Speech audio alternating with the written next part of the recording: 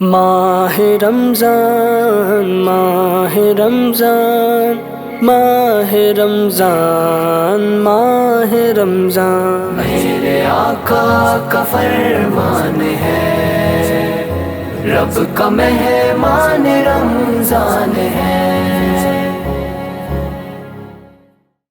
السلام علیکم ورحمۃ اللہ وبرکاتہ۔ ناظرین کرام، خوش آمدید، آداب عرض کرتا ہوں۔ آپ دیکھنا شروع کر چکے ہیں گدائے شہباز آفیشیل یوٹیوب چینل۔ یہ چینل خانقاہ شہبازیہ کی سرپرستی میں چلتا ہے۔ اگر آپ نے اب تک اس چینل کو سبسکرائب نہیں کیا ہے، جلدی سے سبسکرائب کیجئے، بیل آئیکن کو ضرور دبائیں تاکہ تمام تر دینی پروگرام کی آپ نوٹیفیکیشن پا سکیں، اور اس پروگرام کو شیئر بھی کیجئے تاکہ اور بھی لوگ ان پروگرام سے جڑ کر علم دین سیکھ سکیں، خصوصاً مسائل رمضان کو۔ ہم پچھلے 2 سیگمنٹ مسائل رمضان کے کر چکے ہیں۔ آج بھی ہمارا جو سیگمنٹ ہے وہ مسائل رمضان ہی کا ہے۔ راہ قرآن و سنت پہ چل تاکہ حاصل ہو جنت کے پھل۔ کیونکہ مسائل اتنے سارے ہیں کہ ہمیں 3 سیگمنٹ کرنا پڑا۔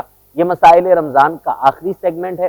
ہم وہ پوچھیں گے جو آپ جاننا چاہتے ہیں، ہم وہ بتائیں گے جو آپ سیکھنا چاہتے ہیں، ہم وہ لے کے آئیں گے جس کا علم آپ کو نہیں ہے۔ تو نیت اچھی کر لیجئے، نیت کر لیجئے کہ ہم جو بھی سیکھیں گے اس پر عمل کرنے کی کوشش کریں گے انشاءاللہ۔ آپ دیکھنا شروع کر چکے ہیں ضیاء رمضان سیزن 2۔ یہ پروگرام خانقاہ شہبازیہ کی طرف سے نشر کیا جاتا ہے۔ خانقاہ شہبازیہ کے ساتھ ساتھ شہبازی اسلامک فرنٹ کی جانب سے یہ پروگرام ہم آپ کے لیے لے کے آتے ہیں۔ اس شہبازی اسلامک فرنٹ کے پریسیڈنٹ ہیں حضور شاہکار ملت حضرت علامہ الشاہ سید شاہکار عالم شہبازی مد ظلہ النورانی۔ آج بھی ہمارے مہمان ہیں عالم نبیل فاضل جلیل حضرت علامہ مفتی فاروق عالم اشرفی صاحب قبلہ، شیخ الحدیث جامعہ شہبازیہ بھاگلپور شریف۔ آج بھی ہم حضرت سے بہت کچھ سیکھیں گے انشاءاللہ، کیونکہ رمضان شریف کے بابرکت لمحات چل رہے ہیں اور ہم لوگ روزہ رکھتے ہیں۔ تو سب سے پہلا سوال حضرت یہ ارشاد فرمائیں، روزہ رکھنے کا مقصد کیا ہے؟ اس بارے میں ہمارے ناظرین کو آگاہ فرمائیں۔ السلام علیکم ورحمۃ اللہ وبرکاتہ۔ نحمدہ ونصلی علی حبیبہ الکریم، اما بعد، فقد قال اللہ تعالی فی القرآن المجید والفرقان الحمید، اعوذ باللہ من الشیطان الرجیم، بسم اللہ الرحمن الرحیم۔ یا ایھا الذین آمنوا کتب علیکم الصیام کما کتب علی الذین من قبلکم لعلکم تتقون۔ اللہ ارشاد فرماتا ہے، ایمان والو، تم پر روزہ فرض کیا گیا جیسے تم سے پہلے لوگوں پر فرض کیا گیا تھا تاکہ تم متقی بن جاؤ۔ اس آیت کریمہ کے لفظ لعلکم تتقون سے ہمیں یہ بات سمجھ میں آئی کہ روزہ رکھنے کا مقصد یہ ہے کہ ہم متقی بن جائیں، پرہیزگار بن جائیں، پارسا بن جائیں۔ یہی وجہ ہے کہ حدیث پاک میں فرمایا گیا کہ صرف بھوکے رہنے کا نام روزہ نہیں ہے، بلکہ آنکھ کا بھی روزہ ہوتا ہے، کان کا بھی روزہ ہوتا ہے، زبان کا بھی روزہ ہوتا ہے، ہاتھ پاؤں کا بھی روزہ ہوتا ہے، فکر و خیال کا بھی روزہ ہوتا ہے۔ یعنی جب آدمی روزہ رکھے تو سراپا تقوی کا وہ پیکر بن جائے، اور جب آدمی تقوی کا پیکر بن جاتا ہے وہی آدمی گویا کہ اس مقصد کو پا لیتا ہے جس مقصد کے لیے اللہ پاک نے ہمیں روزہ رکھنے کا حکم دیا ہے۔ فرمایا لعلکم تتقون، ہم تمہیں روزہ اس لیے رکھواتے ہیں تاکہ تم متقی بن جاؤ، تاکہ تم پرہیزگار بن جاؤ۔ اور جب تقوی آ جائے گا تو پھر ساری چیزیں آ جائیں گی، کیونکہ تقوی کا جو عام معنی بتایا گیا ہے وہ یہ ہے کہ اللہ پاک نے جہاں جہاں جانے کا حکم دیا ہے ہمیں، وہاں سے وہ ہمیں غائب نہ پائے، اور جہاں جہاں سے منع کیا ہے وہاں سے ہمیں حاضر نہ پائے، وہاں ہمیں حاضر نہ پائے۔ تو اگر انسان اپنے آپ کو تقوی کا پیکر بنا لے گا تو دین و دنیا دونوں میں وہ ظفر یاب ہو جائے گا، دونوں میں وہ کامیاب ہو جائے گا، کامران ہو جائے گا۔ ناظرین کرام، آپ کو پتہ چل گیا ہوگا روزہ رکھنے کا مقصد کیا ہے۔ روزہ رکھنے کا مقصد یہ ہے کہ ہم تقوی والے بن جائیں، تقوی اختیار کر لیں۔ مفتی صاحب قبلہ یہ ارشاد فرمائیں کہ مسواک کیونکہ ہم نے سنا ہے بہت افضل ہے، تو اس کی افضلیت کیا ہے؟ مسواک کرنا کتنا افضل ہے، ثواب کتنا ہے؟ اور ساتھ ہی ساتھ کیونکہ رمضان کے بابرکت لمحات چل رہے ہیں تو یہ بھی ارشاد فرما دیں حالت روزہ میں مسواک کرنے کا کوئی وقت مقرر ہے یا جس وقت چاہے ہم مسواک کر سکتے ہیں؟ مسواک کرنا آقا کریم صلی اللہ تعالیٰ علیہ وآلہ وسلم کو بہت پسند تھا۔ آپ نے حدیث میں ارشاد فرمایا کہ لولا اشق علی امتی لامرت السواک عند کل صلاۃ، اگر مجھے اپنی امت پہ مشقت کا خوف نہ ہوتا تو میں ہر نماز کے وقت میں مسواک کرنا ضروری قرار دے دیتا، لیکن حضور اکرم صلی اللہ تعالی وسلم نے اپنی امت پر مشقت کے ہونے کی وجہ سے آپ نے ہر وقت نماز کے ہر وقت میں مسواک کو ضروری اور لازم قرار نہیں دیا، لیکن مسواک کرنا حضور نبی کریم صلی اللہ تعالی وسلم کی سنت ہے۔ اس سے منہ کی صفائی بھی ہوتی ہے، دانت کی صفائی بھی ہوتی ہے، اور رسول اکرم صلی اللہ تعالی علیہ وآلہ وسلم اسے پسند بھی فرمایا کرتے تھے۔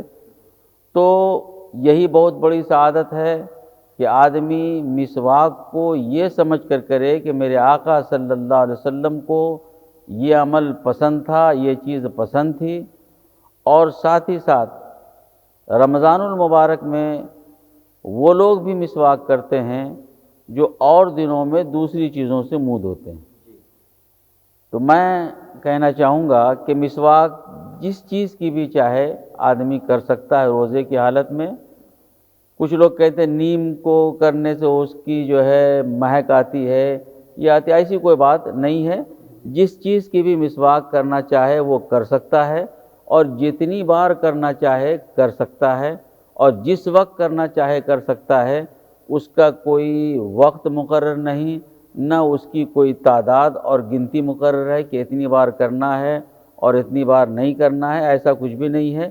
جب ضرورت ہو، جب وہ محسوس کرے کہ ہم نے مسواک کرنا ہے تو وہ مسواک کر سکتا ہے۔ حالت روزہ میں مسواک کرنے کا کیا حکم ہے؟ بہت ہی اچھا جواب مفتی صاحب قبلہ نے عنایت فرمایا۔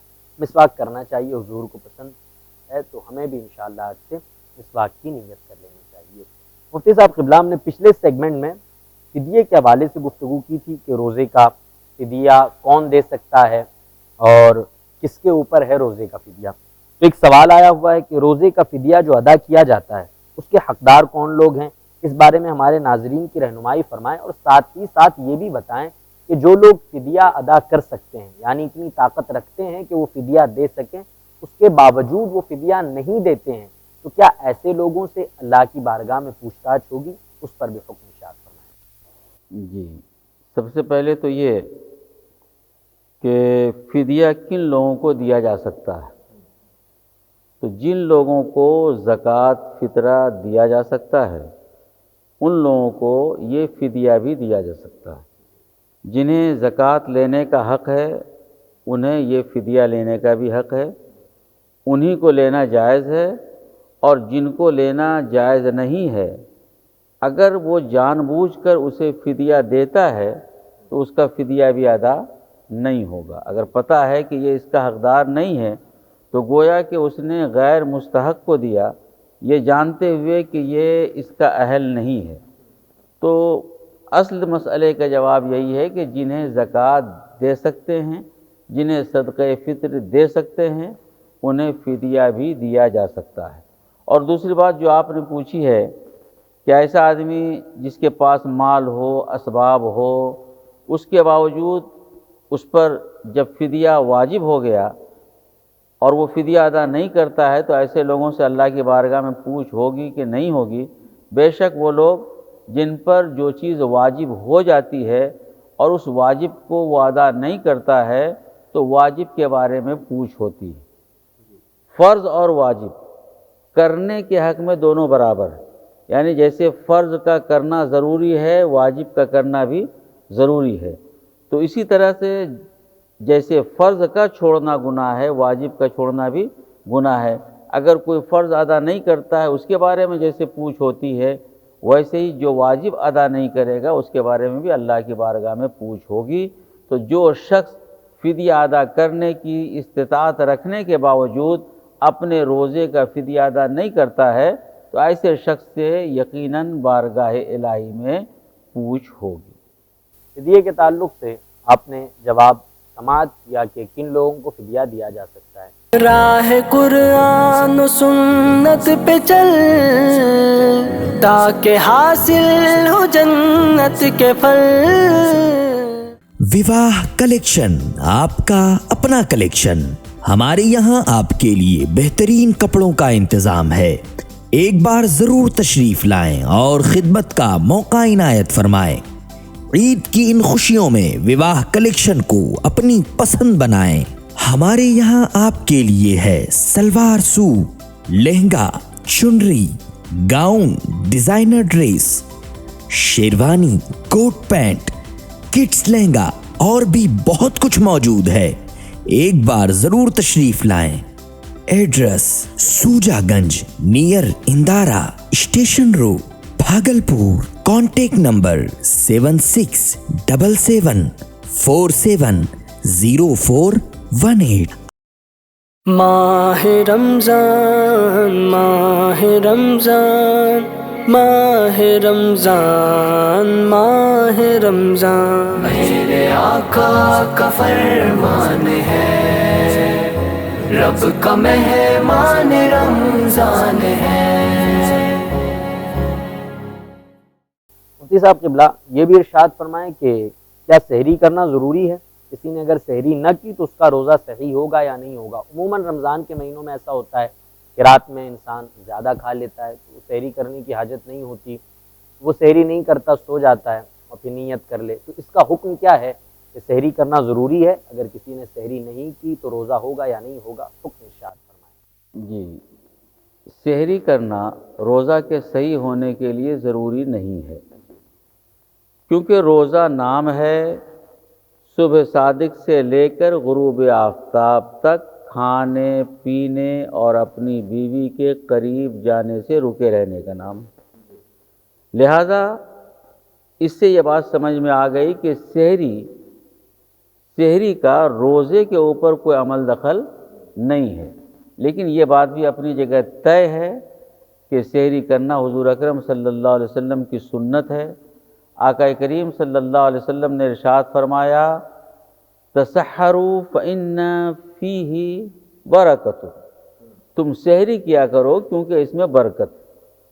یقیناً جب بندہ سحری کر کے روزہ رکھتا ہے تو اس کے اندر جو تر و تازگی ہوتی ہے وہ بغیر سحری والے روزے دار کے اندر نہیں ہوتی۔ اور دوسری چیز ہم نے بھی محسوس کیا ہے، کبھی تجربہ بھی ہوا ہے کہ جس دن آدمی سحری نہیں کرتا ہے اس کے دماغ میں آتا رہتا ہے آج ہم نے سحری نہیں کی، آج ہم نے سحری نہیں کیا ہے جی، تو اسے احساس بڑھا دیتا ہے، ہر درد کی شدت محسوس کرو گے تو کسک اور بڑھے گی۔ تو جب وہ سحری کر لیتا ہے چاہے تھوڑا ہی سے صحیح، اس لیے آقا کریم صلی اللہ علیہ وسلم نے فرمایا سحری کیا کرو، سحری کیا کرو، اگرچہ ایک کھجور صحیح ہو، چند گھونٹ پانی صحیح ہو، کیونکہ اس کے اندر کیا ہے؟ برکت ہے۔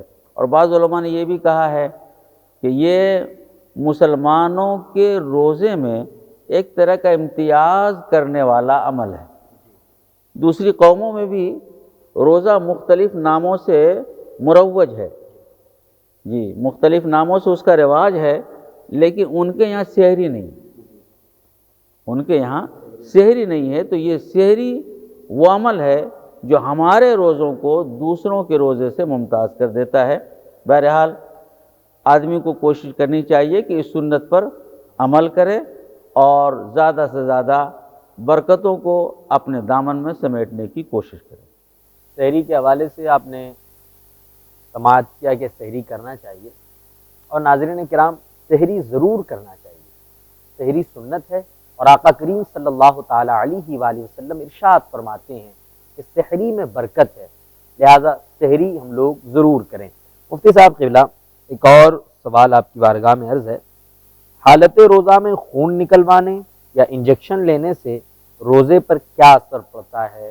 حکم ارشاد فرمائیں۔ جی، حالت روزہ میں انجیکشن لینے سے یا خون نکلوانے سے روزے کے اوپر کوئی اثر نہیں پڑتا، اگرچہ کچھ علماء اس بات کے قائل ہیں کہ انجیکشن سے روزہ چلا جاتا ہے، لیکن اکثر علماء کرام یہی فرماتے ہیں کہ انجیکشن سے روزہ نہیں ٹوٹتا ہے، اور ہم بھی اسی بات پر عمل کرتے ہیں اور اسی بات کی تعلیم دیتے ہیں کہ اگر کسی کو ضرورت پڑ گئی رمضان میں انجیکشن لینے کی، یا کسی کو ضرورت پڑ گئی خون کے چیک اپ کی، اگر وہ خون نکلواتا ہے یا انجیکشن لیتا ہے تو اس کی وجہ سے اس کا روزہ نہیں ٹوٹے گا۔ جی، چونکہ پیٹ کے اندر یہ چیز نہیں جا رہی ہے، پیٹ کے اندر یہ چیز نہیں جا رہی ہے، اس لیے انجیکشن لینے سے یا خون نکلوانے سے روزہ نہیں ٹوٹے گا، جیسے روزہ تھا اس کا ویسے ہی برقرار رہے گا۔ ناظرین کرام، آپ نے سماعت کیا کہ انجیکشن لینے سے یا خون نکلوانے سے روزہ نہیں ٹوٹتا ہے۔ ایک چیز بہت عام ہے ہم لوگوں میں، اسے عام دنوں میں بھی نہیں کرنا چاہیے، لیکن چونکہ ہم روزے کے حوالے سے گفتگو کر رہے ہیں تو میں مسئلے وہی پوچھوں گا جس کا تعلق روزے سے ہو۔ غیبت کرنا، گالی دینا، دوسرے کی عیب جوئی کرنا، یہ ویسے بھی مسلمانوں کو نہیں کرنا چاہیے، لیکن روزے کے حوالے سے کیا ہے کہ حالت روزہ میں غیبت کرنا، گالی دینا، دوسرے کی عیب جوئی کرنا، ان امور کی وجہ سے روزے پر کیا اثر پڑتا ہے یا نہیں پڑتا ہے؟ حکم ارشاد فرمائیں۔ غیبت، چغلی اور ایک دوسرے کی عیب جوئی کرنا یہ ہر حال میں منع ہے، گناہ ہے، عام دنوں میں بھی، رمضان کے دنوں میں، اور خاص طور سے روزے کی حالت میں انسان کو اس بات کا خاص خیال رکھنا چاہیے کہ میرے روزے کی نورانیت نہ جائے، میرے روزے کا وقار مجروح نہ ہو، میرے روزے کے ثواب میں کمی نہ آئے۔ ایک ہوتا صحیح ہونا، تو صحیح تو ہو جائے گا روزہ، اس کا فرض ادا ہو جائے گا، لیکن غیبت کی وجہ سے، چغلی کی وجہ سے، عیب جوئی کی وجہ سے اتنا ضرور ہوگا کہ اس کے روزے کی نورانیت میں کمی آ جائے گی۔ ظاہر سی بات ہے، وہ چیزیں جس کو قرآن نے، جس کو حدیث نے، جس کو پروردگار عالم نے منع کیا ہے، جس کو گناہ قرار دیا ہے، اس کے کرنے کی وجہ سے یقیناً ہمارے اعمال کے اندر نورانیت کی کمی ضرور آ جایا کرتی ہے۔ اسی لیے خصوصیت کے ساتھ جو ثواب کمانے کا مہینہ ہے، یہ تو ہر مہینے میں ہی ہر دن، ہر صبح، ہر شام غیبت سے، چغلی سے، ان ساری چیزوں سے بچنا چاہیے انسانوں کو، لیکن خصوصیت کے ساتھ جو رحمت کا، برکت کا، مغفرت کا، اللہ سے مانگنے کا، اس کی بارگاہ میں خصوصیت کے ساتھ دست سوال دراز کرنے کا مہینہ ہے، اس مہینے میں خاص طور سے آدمی کی یہ کوشش ہونی چاہیے کہ میں ہر طرح کے گناہ سے اپنے آپ کو ہر وقت بچائے رکھوں۔ اللہ پاک تمام مسلمانوں کو یہ توفیق عطا فرمائے کہ وہ ہر حال میں غیبت، چغلی، حسد، کینہ، جلن، تکبر وغیرہ سے بچتے رہیں۔ جی ہاں ناظرین کرام، تو آپ نے مفتی صاحب قبلہ سے سماعت کیا کہ حالت روزہ میں غیبت کرنا، گالی دینا، دوسرے کی عیب جوئی کرنا، ان چیزوں سے بچنا چاہیے۔ روزے پر تو کوئی فرق نہیں آتا، لیکن ثواب میں کمی ہو جاتی ہے، روزے کے نور میں کمی ہو جاتی ہے، اور یقیناً ہم لوگ ایسا نہیں چاہیں گے۔ تو رمضان شریف میں ہمیں غیبت سے بھی بچنا ہے، گالی دینے سے بھی بچنا ہے، دوسرے کا عیب نکالنے سے بھی بچنا ہے، اور صرف رمضان میں نہیں، نیت کیجئے کہ رمضان کی برکت کے صدقے میں ہم لوگ ایسی توبہ کریں کہ عام دنوں میں بھی ہم ان گناہوں سے بچتے رہیں۔ انشاءاللہ ہر مسلمان یہ نیت کرے اس رمضان، یہ عہد کرے، یہ وعدہ کرے اپنے آپ سے کہ عام دنوں میں بھی ہم غیبت جیسی بیماری، گالی دینا، دوسروں کی عیب جوئی کرنا، ان جیسی چیزوں سے بچتے رہیں گے۔ مفتی صاحب قبلہ یہ بھی ارشاد فرمائیں کہ حالت روزہ میں کتنی بار غسل کر سکتے ہیں؟ کچھ لوگ کہتے ہیں عین دھوپ کے وقت غسل نہیں کرنا چاہیے، کیا ایسا کہنا صحیح ہے یا نہیں صحیح ہے؟ ارشاد فرمائیں۔ حالت روزہ میں آدمی جتنی بار چاہے غسل کر سکتا ہے، اس کے لیے کوئی رکاوٹ یا اس کے لیے کوئی تعداد مقرر نہیں ہے، آدمی کی جتنی خواہش ہو وہ غسل کر سکتا ہے۔ اور یہ بات کہ عین دھوپ کے وقت میں غسل نہیں کرنا چاہیے، یہ بے اصل بات ہے۔ جس وقت آدمی چاہے وہ غسل کر سکتا ہے، چاہے وہ دھوپ کا وقت ہو یا چھاؤں کا وقت ہو، صبح کا وقت ہو یا شام کا وقت ہو، جس وقت اس کی خواہش ہو وہ غسل کر سکتا ہے، اس کے لیے کسی طرح کی کوئی پابندی نہیں ہے۔ تو ناظرین کرام، آپ نے سماعت کیا کہ روزے کی حالت میں کتنی بار غسل کر سکتے ہیں، اس کا مدلل مفصل جواب دیا۔ مفتی صاحب قبلہ یہ ارشاد فرمائیں، کیا اذان فجر تک سحری کی جا سکتی ہے یا نہیں کی جا سکتی؟ جیسا کہ آپ بھی جانتے ہیں کہ اذان فجر جو ہوتی ہے صبح صادق کے بعد ہوتی ہے، یعنی جب رات ختم ہو جاتی ہے اس کے بعد فجر کی اذان ہوتی ہے۔ اللہ پاک نے قرآن حکیم میں ارشاد فرمایا اتم الصیام الی اللیل، کہ تم روزے کو پورا کرو رات تک، یعنی صبح صادق سے لے کر غروب آفتاب تک، صبح صادق سے لے کر غروب آفتاب تک۔ اور فجر کی اذان جو ہوتی ہے وہ صبح صادق کے بعد ہوتی ہے، لہٰذا اگر کوئی فجر کی اذان تک کھاتا پیتا ہے تو گویا کہ وہ صبح میں کھا رہا ہے، اور جب صبح میں کھائے گا تو اس کا روزہ شروع ہی نہیں ہوگا۔ اس لیے جو لوگ یہ سمجھتے ہیں، بعض وقت یہ دیکھا جاتا ہے کہ اذان ہو رہی ہے پانی پی لو، ابھی اذان نہیں ہوئی ہے، مکمل نہیں ہوئی ہے، اور کچھ لوگ یہ کہتے ہیں دور سے اگر اذان کی آواز آ رہی ہے میرے محلے میں نہیں ہوئی ہے، تو ایسی کوئی بات نہیں ہے۔ وہ ٹائم جو دیا رہتا ہے کہ اتنے بجے سحری کا وقت ختم ہو جاتا ہے، تو اس وقت میں کھانا پینا بند کر دینا چاہیے، اذان کو سننا کوئی ضروری نہیں ہے۔ اگر خدا نخواستہ کوئی اس ٹائم کے آگے بڑھ کر اذان ہو رہی ہو اس وقت اگر کھاتا ہے یا پیتا ہے تو اس دن کا اس کا روزہ نہیں ہوگا۔ جی ہاں ناظرین کرام، تو آپ نے سماعت کیا مفتی صاحب قبلہ سے، بہت ہی مدلل مفصل تمام سوالات کے جواب مفتی صاحب قبلہ نے ارشاد فرمائے۔ راہ قرآن و سنت پہ چل تاکہ حاصل ہو جنت کے پھل۔ پیراہن کلیکشن آپ کی خوشیوں میں کپڑے ہمارے یہاں خصوصی کپڑے دستیاب ہیں، جس میں کرتا، پاجامہ، شرٹ، پینٹ، کوٹ، شیروانی، بنڈی، جبہ وغیرہ کا کپڑا ہے۔ تو عید کے حسین موقع پر اپنی پسند پیراہن کلیکشن کو بنائیں اور خدمت کا موقع عنایت فرمائیں۔ ایڈریس IDBI بینک، خلیفہ باغ، بھاگلپور۔ Contact number 8271815991۔ ماہ رمضان ماہ رمضان ماہ رمضان ماہ رمضان، میرے آقا کا فرمان ہے، رب کا مہمان رمضان ہے۔ مفتی صاحب قبلہ یہ بھی ارشاد فرمائیں کہ جیسے عورتوں کو حالت حیض و نفاس میں اجازت ہے کہ وہ روزہ نہ رکھے، لیکن بعد میں زیادہ تر عورتیں، سب کی بات نہیں کر رہا، لیکن زیادہ تر عورتیں اس روزے کی قضا بھی نہیں کرتی، یعنی اس روزے کو اور دنوں میں پورا نہیں کرتی ہیں۔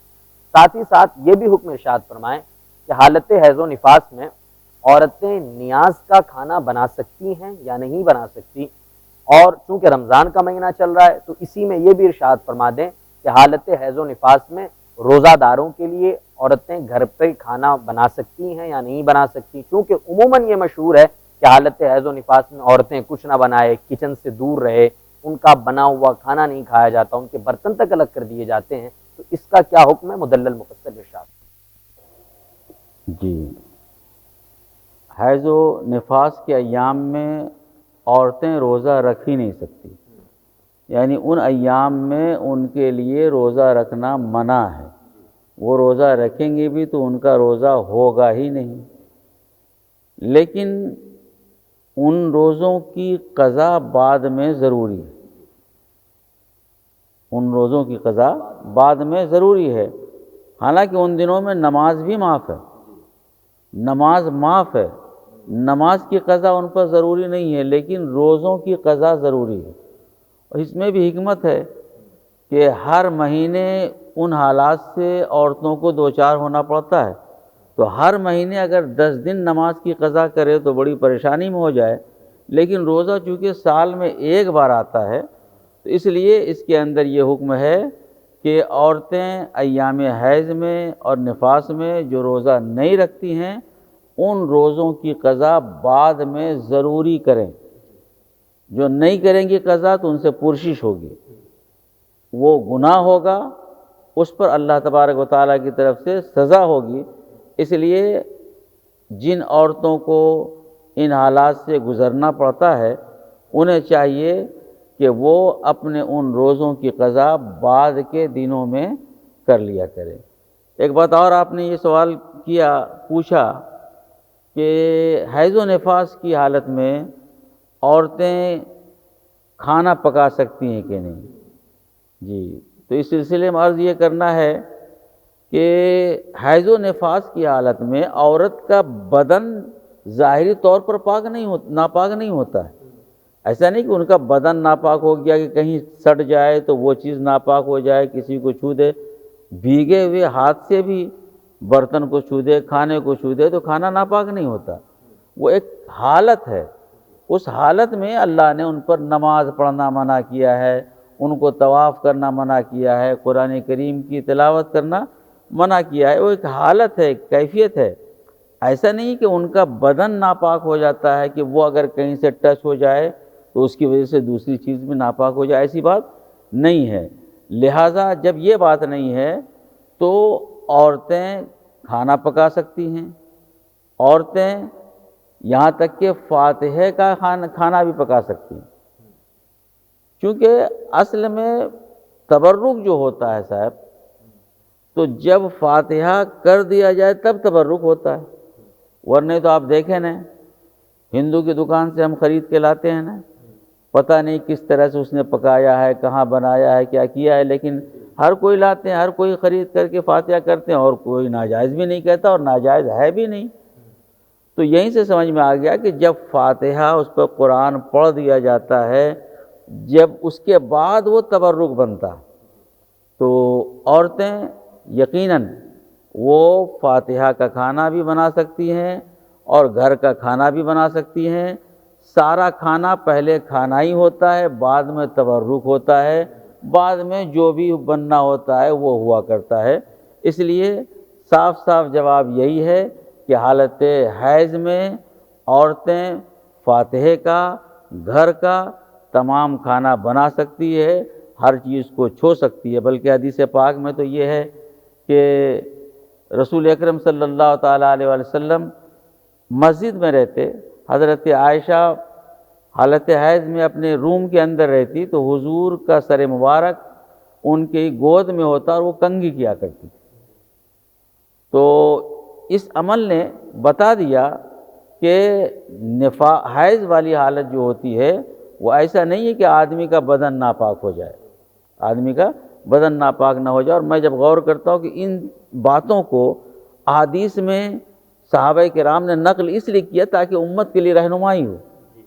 کبھی کبھی لوگ سنتے ہیں تو سرسری طور پہ سمجھتے ہیں کہ ان باتوں کو ذکر کرنے کی ضرورت کیا ہے، کہ ان کے گود میں سر تھا، ایسا تھا، جہاں سے حضور صلی اللہ علیہ وسلم منہ لگا کر کے، حضرت عائشہ جہاں سے منہ لگا کے پانی پیتی، حضور پوچھتے اے عائشہ تم نے کہاں پر منہ لگایا تھا، وہاں پر لگا کے پیتے، تو آدمی سمجھتا ہے کہ ان کو ذکر کرنے کی کیا ضرورت ہے، لیکن نہیں، آقا کریم کی زندگی کا ایک ایک گوشہ ہمارے لیے نمونہ ہے۔ اللہ نے کہا لقد کان لکم فی رسول اللہ اسوۃ حسنہ، تو جب تک ان کے اسوہ حسنہ کو بیان نہیں کیا جائے گا، ان کی اداؤں کی نقل نہیں کی جائے گی تو پھر وہ امت تک پہنچیں گے کیسے؟ یہی وجہ ہے کہ ان صحابہ کرام نے حضور اکرم صلی اللہ علیہ وسلم کے ایک ایک عمل کو ہم تک پہنچایا ہے، اللہ ان پر ہزاروں رحمتیں نازل فرمائے۔ جیسا کہ عام طور پہ مشہور ہے کہ عورتیں حالت پیریڈس میں، یعنی کہ جو عورتوں کے خاص ماہواری کے دن ہوتے ہیں، ان دنوں میں یہ بہت مشہور ہے کہ وہ روزے کا کھانا نہیں بنا سکتی، یعنی افطار کی تیاری نہیں کر سکتی ہے، عام لوگوں کے لیے کھانا نہیں بناتی ہے، یا نیاز کا کھانا نہیں بناتی ہے۔ ہم لوگوں میں یہ مشہور ہے، انہیں کچن سے دور کر دیا جاتا ہے، آپ کچن میں نہیں آئیں گی، آپ کھانے کو نہیں چھوئیں گی، آپ نیاز کا نہیں بنا سکتی، آپ افطاری کا نہیں بنا سکتی۔ تو ایسا اسلام میں کوئی تصور نہیں ہے۔ حالت پیریڈس میں، یعنی ماہواری کے جو مخصوص دن ہیں، ان دنوں میں عورتیں افطار کا بھی کھانا بنا سکتی ہے، نیاز کا بھی کھانا بنا سکتی ہے، اور عام لوگوں کے لیے بھی کھانا بنا سکتی ہے۔ مفتی صاحب قبلہ، ایک اور سوال، آخری سوال آج کے اس خوبصورت پروگرام کا آخری سوال میں آپ کی بارگاہ میں عرض کروں، اگر کوئی شخص اکیلا تنہا عید کا چاند دیکھے مگر اس کی گواہی رد کر دی جائے تو اس کے لیے کیا حکم ہے، یا رد کر دی گئی تو اس کے لیے کیا حکم ہے، ارشاد فرمائیں۔ ایسے شخص کے لیے یہی حکم ہے جس نے اکیلے چاند دیکھا اور اس کی گواہی رد کر دی گئی، اس کی گواہی قاضی نے یا مفتی نے قبول نہیں کی، تو اس کو حکم ہے کہ وہ اس دن کا روزہ رکھے گا، کیونکہ دیکھنے کے باوجود جب شرعی معیار کے مطابق چاند کا ثبوت نہ ہو سکا، اس کی گواہی قبول نہ کی گئی بلکہ رد کر دی گئی، تو اسے حکم ہے کہ جو قاضی اسلام کا فیصلہ ہے، جو مفتیان اسلام نے حکم نافذ کیا ہے، اسی حکم پر وہ عمل کرے۔ یہ اور بات ہے کہ اگر اس دن وہ افطار کر لے، یعنی وہ روزہ توڑ دے، تو اس پر ایک ہی روزہ قضا کے طور پر لازم ہوگا، اس پر کفارہ لازم نہیں ہوگا۔ جی ہاں ناظرین اکرام، امید کرتا ہوں یہ پیارا سیشن بھی آپ کے لیے علم سیکھنے کا ایک بہترین ذریعہ بنا ہوگا۔ تو جتنی چیزیں آپ نے اور ہم نے سیکھی ہے، انشاءاللہ ہم ابھی سے اس پر عمل کرنے کی پیاری پیاری نیت کرتے ہیں۔ اب دیں اپنے میزبان ذیشان برکاتی کو اجازت، انشاءاللہ پھر آپ سے ملاقات ہوگی۔ تب تک کے لیے اپنا خیال رکھیں، اور ہاں جاتے جاتے میں گزارش کروں گا حضرت مولانا حافظ سلیم صاحب قبلہ سے تشریف لائیں، پروگرام میں ایک کلام شامل کریں، ان کے کلام کے ساتھ ہم اختتام کی طرف بڑھ جائیں گے۔ السلام علیکم ورحمۃ اللہ وبرکاتہ۔ السلام علیکم ورحمۃ اللہ وبرکاتہ۔ درود شریف پڑھیے، اللہم صلی علی سیدنا شفیعنا حبیبنا مولانا محمد مبارک وسلم، صلو علیہ الصلاۃ والسلام علیک یا رسول اللہ صلی اللہ تعالی علیہ وسلم۔ کلام حضور علامہ ضیاء شہبازی علیہ رحمت و رضوان پیش کر رہا ہوں، ملاحظہ فرمائیں۔ قدم رکھتے تو ہے لیکن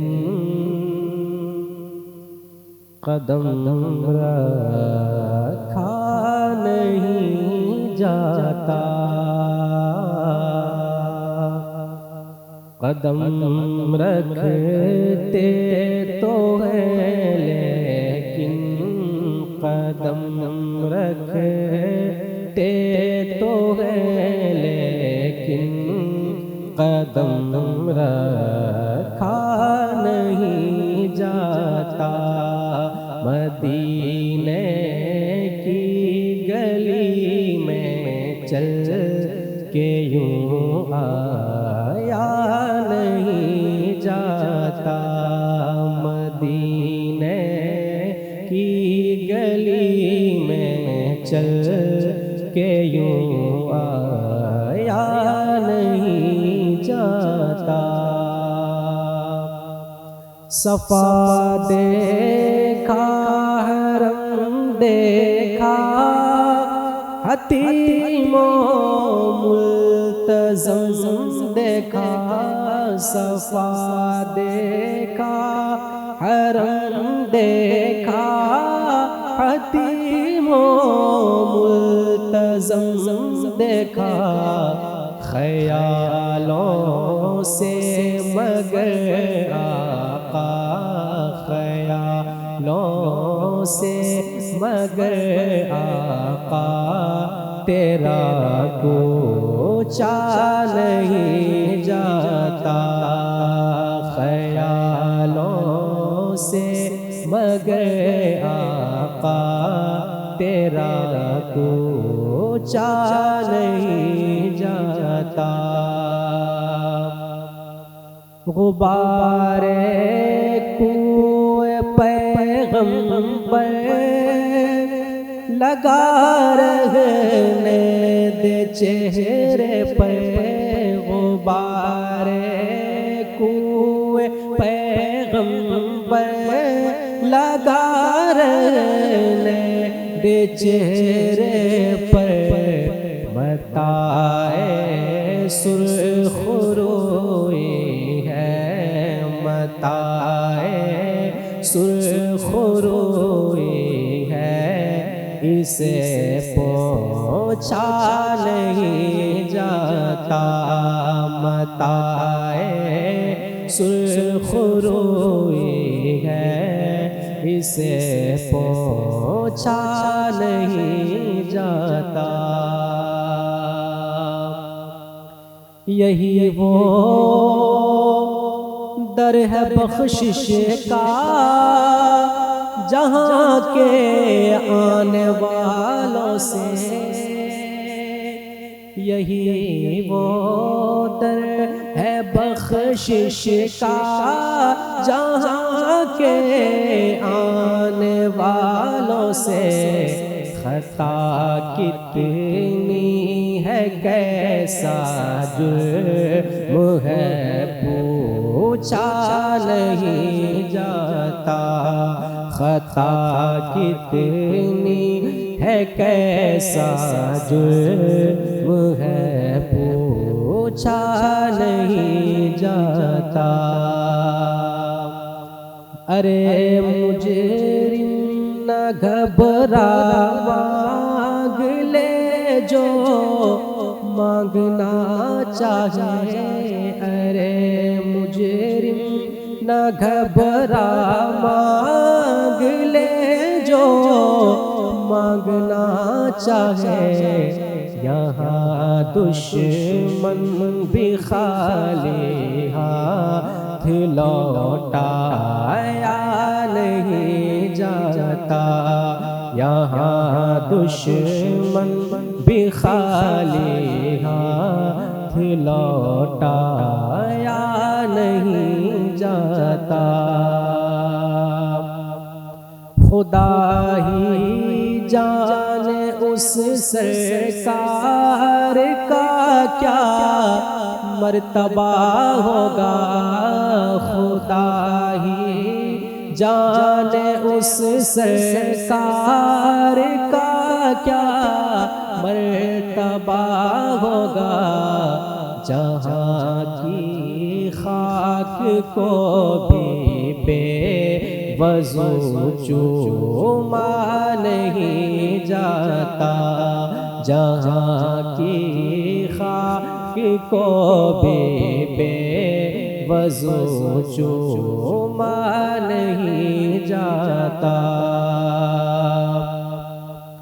عطا کر دے ضیائے بے نوا کو حسن گویائی، عطا کر دے ضیائے بے نوا کو حسن گویائی، کہ اس مجرم زبان سے یا نبی بولا نہیں جاتا، کہ اس مجرم زبان سے یا نبی بولا نہیں جاتا، مدینے کی گلی میں چل کے یوں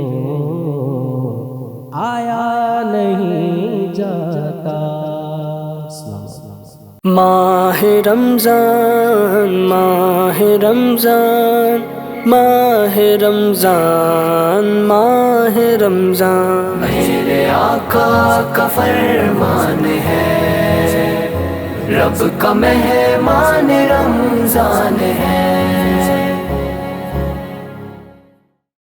آقا کا فرمان ہے، رب کا مہمان رمضان ہے، میرے آقا کا فرمان ہے، رب کا مہمان رمضان ہے۔ विवाह कलेक्शन, आपका अपना कलेक्शन। हमारे यहाँ आपके लिए बेहतरीन कपड़ों का इंतजाम है। एक बार जरूर तशरीफ लाएं और खिदमत का मौका इनायत फरमाएं। ईद की इन खुशियों में विवाह कलेक्शन को अपनी पसंद बनाएं। हमारे यहाँ आपके लिए है सलवार सूट, लहंगा, चुनरी, gown, designer dress, sherwani, coat pant, kids lehenga और भी बहुत कुछ मौजूद है। एक बार जरूर तशरीफ लाएं। Address सूजागंज near Indara station road, Bhagalpur. Contact number 7677470418। पैराहन collection, आपकी खुशियों में कपड़े हमारे यहाँ खुसूसी कपड़े दस्तयाब हैं, जिसमें कुर्ता, पाजामा, शर्ट, पैंट, कोट, शेरवानी, बंडी, जुब्बा वगैरह का कपड़ा है। तो ईद के हसीन मौका पर अपनी पसंद पैराहन कलेक्शन को बनाएं और खिदमत का मौका इनायत फरमाएं। Address IDBI bank, Khalifabagh, Bhagalpur. Contact number